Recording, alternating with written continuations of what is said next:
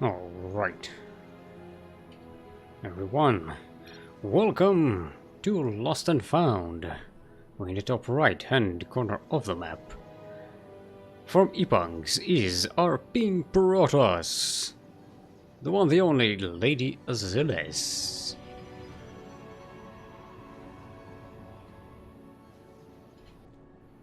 And in the bottom left hand corner of the map, our green Zerg from Cutie Club. It is Gimlouis.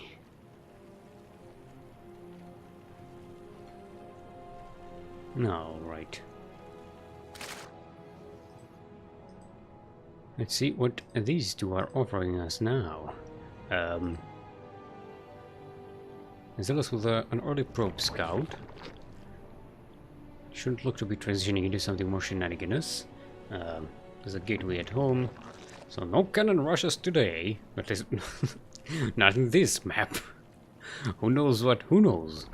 Who knows what the future has in store for us? Well, these players, because I'm casting from replay, and they probably know what happened in these games. Really, pulling 3 drones here.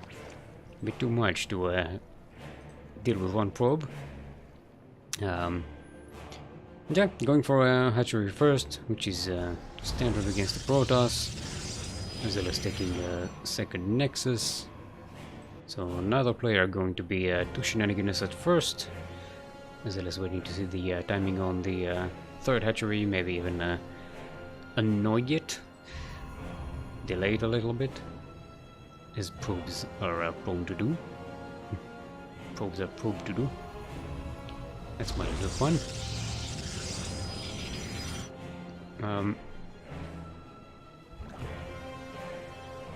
Let's see if Gimlouis decides to play something a little more aggressive. See speed coming up, which is actually not all that aggressive. Don't even see any Zerglings come out. That's the do we have a word for 0 Zerglings coming out at the start of the game? No Lings, no Furious. Alright, Gimlouis is taking 2 Lings to Furious. Oh, it's up to 4 to Swarm. Okay, so these Zerglings will be really useful, getting rid of this probe. Making sure that third hatchery goes down in time. Defending against anything the Protoss throws up early. But the thing is, LadyAzylis likes to, against Zerg, immediately block off the entrance, hermetically seal it, get rid of the overlords, and then work towards an Archon charge lot, if I remember correctly. I think Archon charge lot. Yeah, her plan is to withstand the bending bust, which is inevitably coming. It isn't. We know that. She doesn't. Yeah, and then retaliate with a strong 2-base Protoss. Archon charge lot, and, you know, again, go and take a 3rd base. Oh, actually, she's getting immortal. Maybe it was double immortal that she was doing? Look, my memory, as we've established in the past, is horrible. Gimlouis is getting a 3rd base, did clean up this probe. So I think that's a nice little fake out. Clean out the probe here, but take the base over there. So Azylis thinks, oh wait, no, we cleared this probe, so it probably take this base, but nope, it's this one. It's a nice little mind game to keep the other player just that little bit extra in the dark. Okay, 4 Zerglings won't be able to do anything here. This wall is completely sealed. Overlord is going to die to a tickle attack. Double tickle. Okay, Gimlouis positioned to deny a 3rd base, which we know is probably not coming anytime soon. Here we see a warp prism. Gotta have a warp prism. Gotta get out of the base. Oh, there we go. There's a warp prism, there's a charge. Nice, so this is immortal charge lots. Wasn't Archon charge lots, it was immortal charge lots. You know, it's close enough. You know, for my memory, that's pretty good actually. Okay. Now, Gimlouis really isn't capable of busting out this wall, not just yet. Maybe if we get some Ravagers, that would be a much more plausible task. At the moment, these Immortals, the Stalker, the Sentries should be able to withstand that. Hope he's about to come out. Gimlouis should see this coming. There we go. He sees it. Now he sees it even more. Zylis also noticing the Zerglings out of the map. Gimlouis is like, whoop, nope. Whatever is in that warp prism, I do not want it in my base. And look at that. Zylis is going to try and deny the third base, which she thinks is over here, but in fact is over here. She knows not where it is. So she's going to attack the wrong base. And that's where that little fake out over here really comes in handy. Because Gimlouis kind of suspects where Azylis is going to attack, but Azylis doesn't know. She won't find any damage there. Wait, yo, that's right. I was right. It is Archons. Look at that. I was right. I did remember. I remembered everything. Oh, I remembered something. Look at me. I'll pat myself on the back for that. I remembered a composition, a Protoss composition, in fact. Now, Azylis, I did discuss it with Azylis in one of our casts. For those who don't know, Azylis is one of our fellow casters and organizers on Proxy Tempest. She likes to take the extra Warp Prism as a default, just in case the first Warp Prism gets sniped. Gimlouis with a very aggressive push here manages to break the wall. This warp pin should be able to delay this long enough for LadyAzylis to do a lot of damage across the map, and Gimlouis won't be able to defend. All of his forces are invested across the map. This should not be able to be broken. Look at that. Might be able to get around on these Immortals with the Zerglings. That could be powerful, especially with the Hydralisk as backup. Okay, one Immortal goes down. Still 3 Archons around. That's a lot. Okay, Natural gets denied. Sniped. 22 workers dead for Gimlouis. It's rough. Hydralisk should be able to clear this out. There's enough Archons, 5 of them now, and an Immortal. And yeah, Gimlouis is pretty much out of army. Didn't do any real damage on the other side of the map. No probes died there. This one probe died over here earlier on. And yeah, it looks like Azylis will be cleaning it out.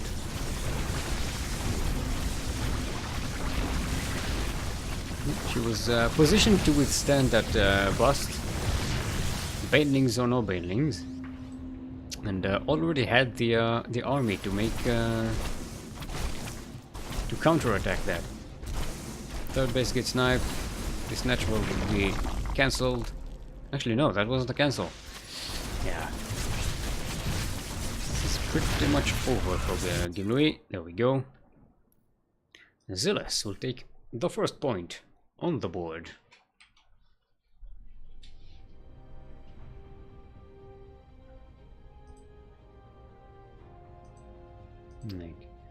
Let's get ourselves set up for the second game, which will be on Catalyst.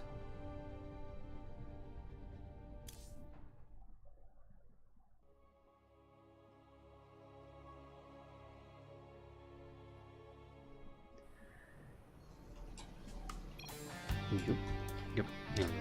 Alrighty. Welcome to Catalyst. We're in the bottom right hand corner of the map. From Epunks, it is our pink Protoss. Currently up 1 in this best of 3 series. It is the LadyAzylis.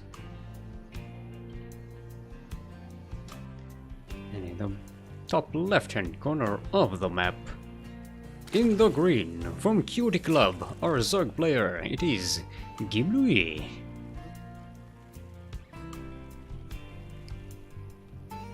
Alrighty. Do you see a probe across the map? You see a gateway coming up for Azylis, so no cannon rush. Oh boy. Maybe cannon rush. Cannon rush, please. Please and thank you. Okay. Gimlouis going gas first and then pool. Okay. Azylis scouting that. Going to already prepare a wall here. For this, this might actually hit before Azylis is able to finish up that wall. No, actually, she will. She didn't get an nexus yet. Yeah, she's gonna get an extra gateway before cybernetics core. That's really helpful. Start to pump out units. Get a hermetic seal here on the natural opening. And Gimlouis is yeah, now the pool is ready. Should start to pump out Zerglings pretty soon. Is he going to wait until banelings and try to bust this wall? Sometimes you see, because of these buildings have a lot of surface area on the wall, on the low ground, sometimes Zerglings are enough, especially if Protoss gets Zealots, maybe on the inside. Azylis is going to get the Zealots on the outside of the wall, so it will be in position to defend here. Gimlouis going for roaches. Okay. Okay. That could work much better. It'll take a while longer to build this up. And we've seen in the previous game, Azylis pretty much by default goes defensive here against the Zerg. Against the Zerg player. Gonna get a couple of shield batteries for good measure. Yeah, she likes to play it very safe and just be out of the map with warp prisms.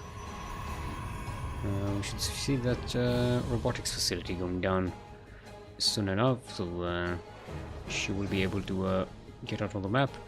Gimlouis getting 8 roaches. That's a pretty good number, especially if a couple of them are Ravagers. Could snipe this pylon. And that could be really dangerous for this entire setup. She's going for a Twilight Council before robotics facility.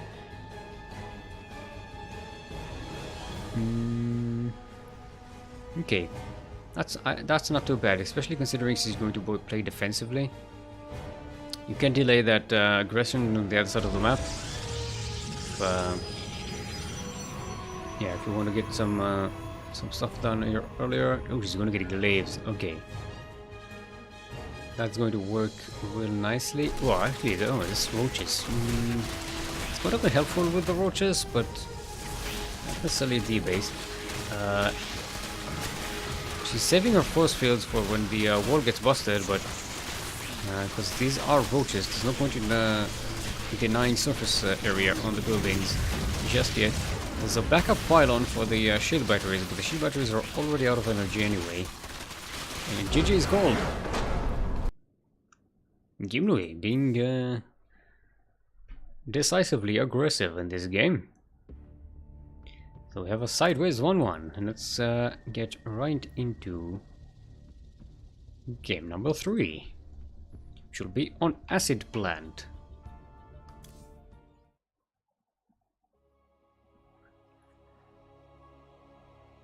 So far we've seen pretty aggressive games. This is yeah. Right. Welcome to Acid Plant. In the bottom right hand corner of the map. Our Purple Protoss currently sideways 1-1 in this best of 3 match. Our LadyAzylis. from E-Punks, of course. And in the top left-hand corner of the map, from Cutie Club, also currently sideways 1-1 in this best of 3 series, our green Zerg, it is Gimlouis.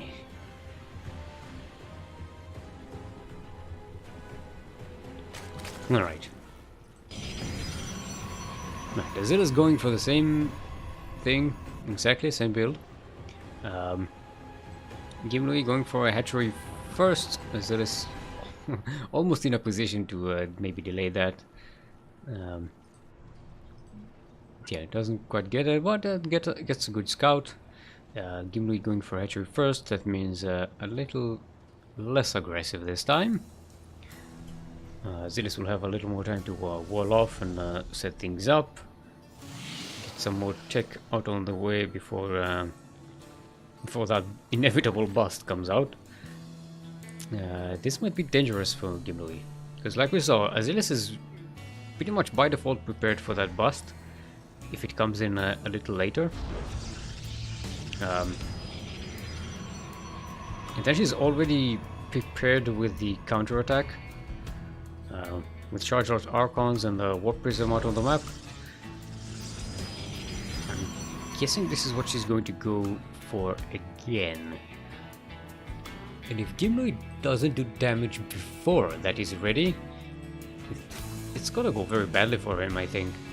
That previous game was exactly what he needed to do. Be aggressive before LadyAzylis' build is capable of handling it. And doesn't look like she's changing anything. Yeah, you see 4 Zerglings coming out. Gimlouis is seeing the second Nexus come down. Let's see if that triggers a more aggressive approach from him. Yeah, I think Azylis' build is very... It's dependent on the Zerg taking their time.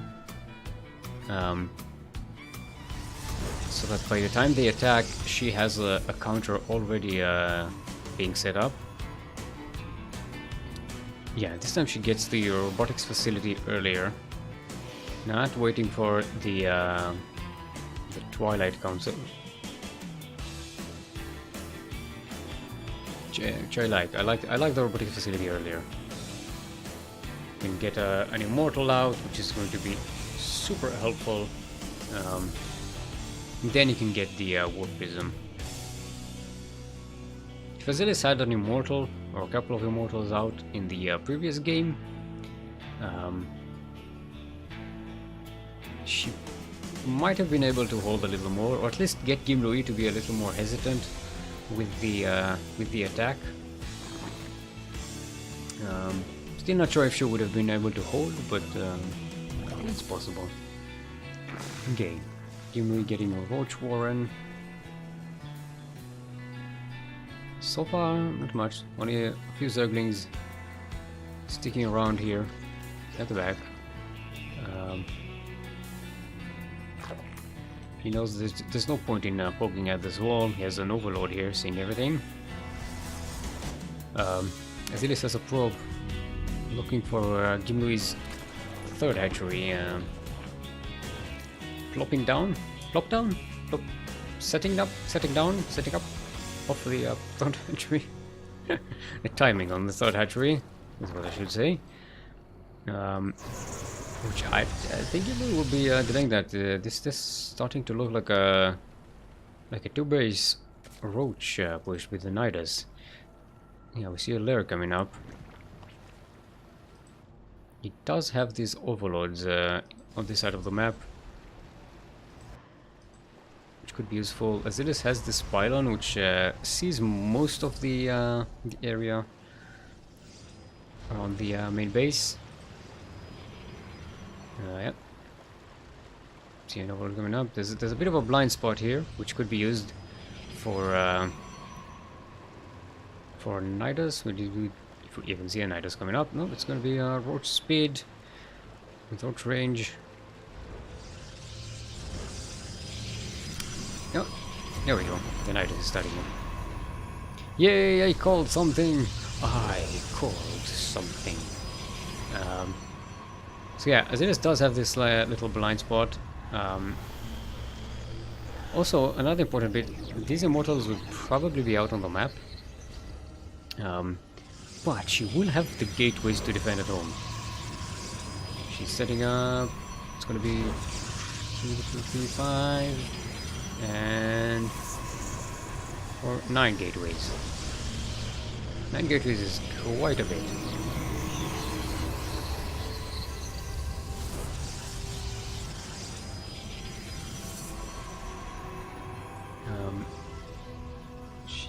She does a lot of Artosis pylons, which is a bit dangerous.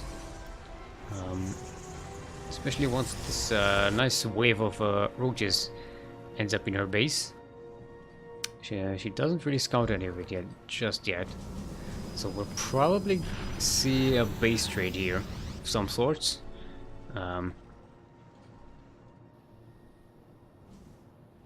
Yeah, I mean, she should suspect. She sees there's no third hatchery. She should suspect that the Nidus is coming. Yeah, she's responding. Research complete. Charge launch just completed, as the late great Total Biscuit just informed us. Charge lot warping is going to descend upon these queens. This will not be able to clean it up. So this is a big force.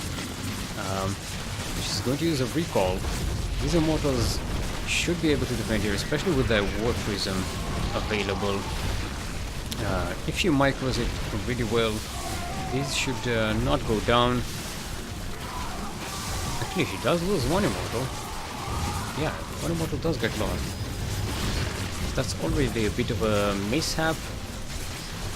And it is starting to look really dangerous for Azylis. More and more units are coming up that Nidus. This one Archon is actually in the low ground. On the other side of the wall. Can't really get in here to defend. She's warping in at the on the low ground, trying to get some Archons inside. This one Archon still stuck out there. The warp prism could bring it in. Still not getting any damage just yet. Yeah, okay, with all these probes dead, this, yeah, that okay. Changed my mind. It is game-ending damage. Yeah, it looks pretty bad because of the the Nexus is a little bit sniped. GG well played. And Gimlouis will take the series 2-1.